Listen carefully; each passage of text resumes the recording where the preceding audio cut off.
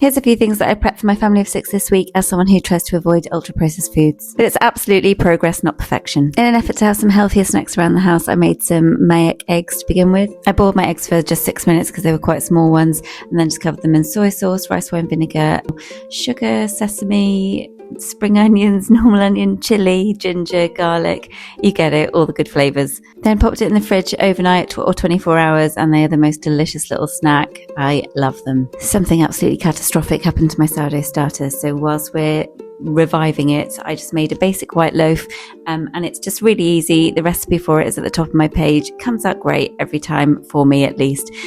If you find it too wet, just reduce the amount of water. I ran out of my savoury granola. It's basically just oats, seeds, whatever seeds you like. I add herbs, garlic, chili, that sort of thing, but you need a binding agent to it, so I add soy sauce and 3 egg whites to mine.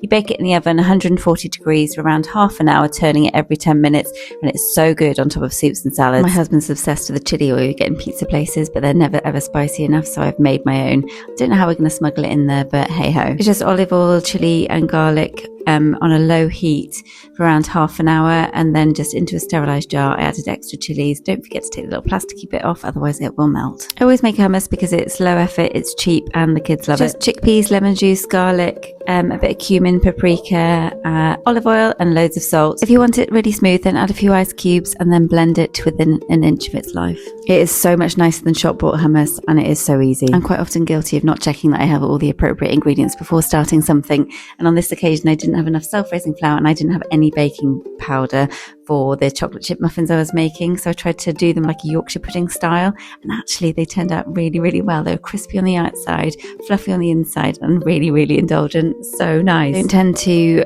pre-make a lot of lunches because I don't like things that aren't very fresh, but I just thought I'd do lunches for 2 days for me and my husband, and then just chopped up a load of vegetables that I had left in the cupboard. I had some feta and some chorizo as well. I didn't dress it because that will make it go really soggy and disgusting. I just whipped up a little mustard maple dressing and left it in the fridge to add at our leisure. I also made a celeriac miso soup. I just roasted garlic as well and added loads of onions too.